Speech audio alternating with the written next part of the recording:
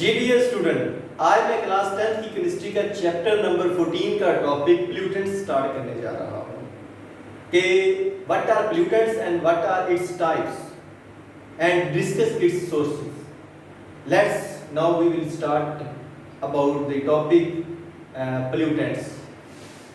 तो सबसे पहले हम इसे डिफाइन करेंगे कि व्हाट आर पोल्यूटेंट्स।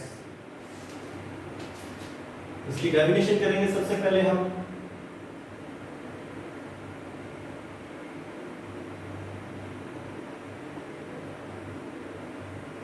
डेफिनेशन हम यूं करेंगे कि दो substances which pollutes the environment, which pollutes the environment are called pollutants।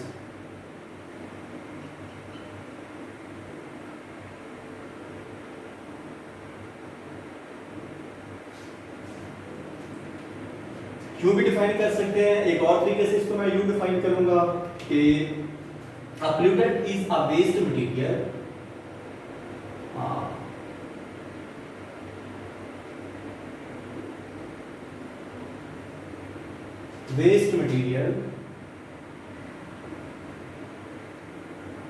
किस फॉर्म में हो सकता है? that pollutes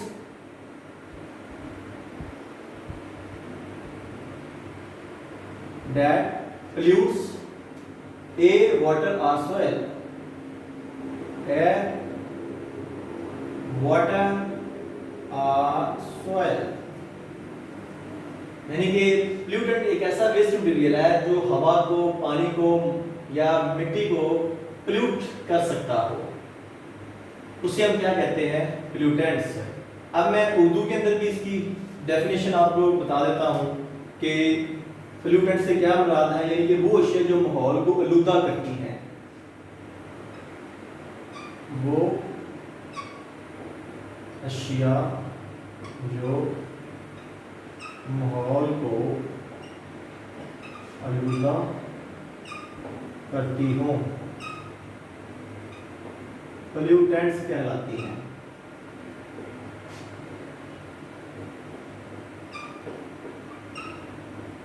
ये उर्दू के अंदर इसकी डेफिनेशन है।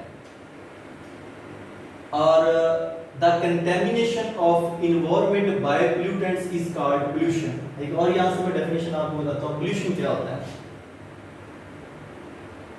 आलूदगी का नाम सुना होगा आपने, उर्दू में जिसे हम कहते हैं। सिलेबस में तो नहीं, लेकिन डेफिनेशन में आपको बता देता हूं। The contamination of environment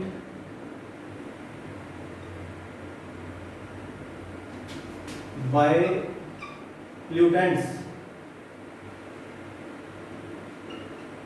is called pollution।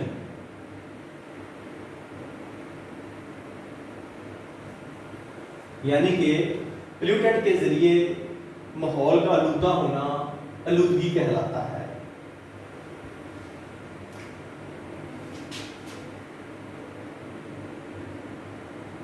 Pollutants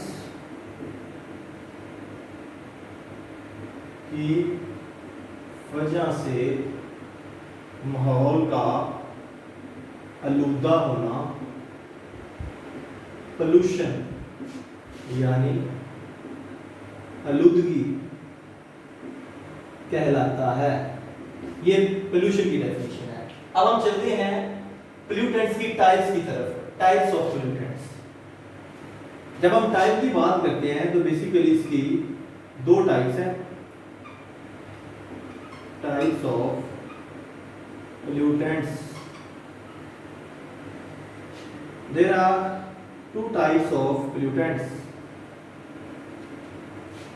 दो एग्जाम है, यानी पहली टाइप जो है उसे हम बोलते हैं प्राइमरी पोल्यूटेंट, प्राइमरी पोल्यूटेंट्स, और दूसरी है सेकेंडरी पोल्यूटेंट्स।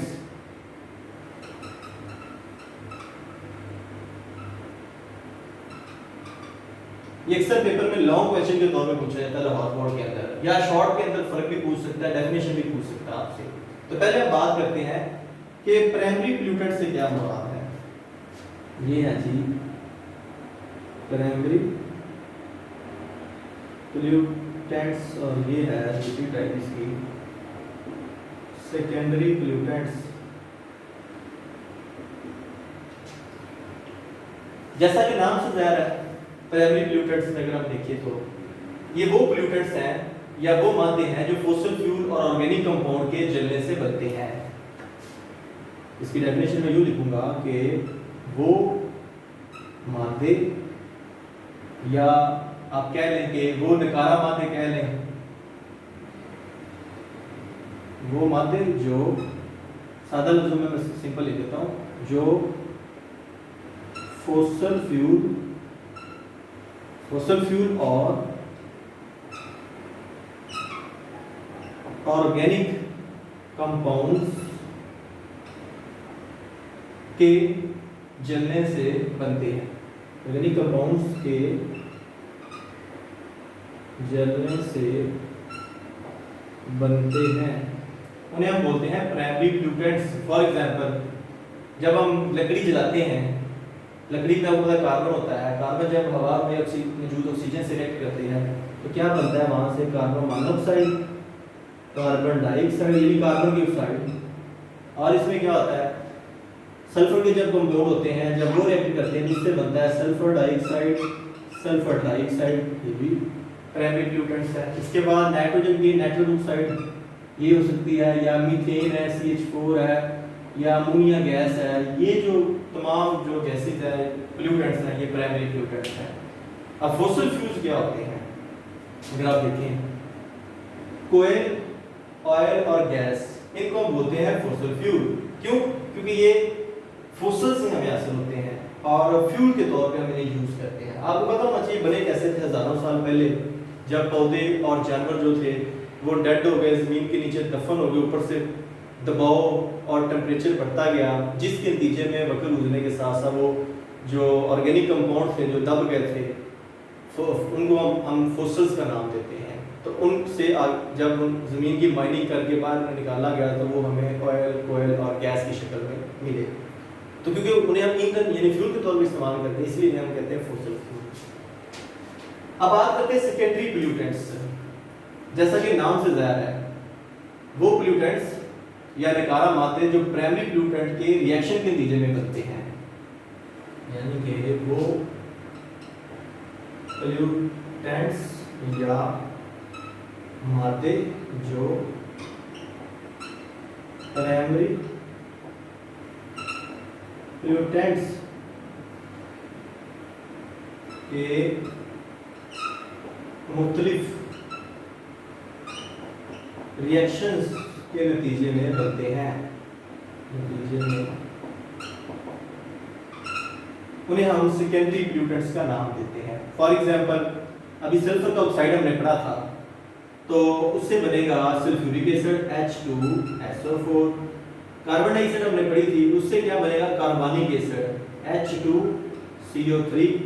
और हमने नाइट्रोजन ऑक्साइड पढ़ा था, उससे बनेगा नाइट्रिक एसिड। इसी तरह हाइड्रोफ्लोरिक एसिड HF है, O3 यानी ओजोन है। इसके अलावा परऑक्सी acetyl nitrate PAN, परऑक्सी acetyl nitrate. तो ये सब जो कंपाउंड मैंने लिखे हैं ये सारे के सारे सेकेंडरी पोल्यूटेंट्स हैं। तो ये हमारा बेसिक आज का टॉपिक है जो हमने डिस्कस किया। अब हम थोड़ी सी बात करते हैं इनके सोर्सेज के ऊपर कि ये कहाँ से निकलते हैं, यानी कि इनके जराए क्या है जहाँ से ये बनते हैं। तो सबसे पहले अगर हम देखें तो वोल्केनिक इरप्शन का नाम सुना होगा आपने।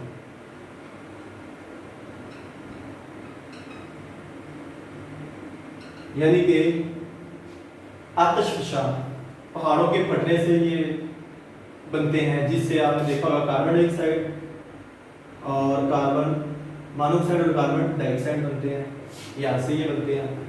उसके अलावा कुदरती अशिया की डीकम्पोजिशन से बनते हैं, डीकम्पोजिशन ऑफ नेचुरल सब्सटेंसेस,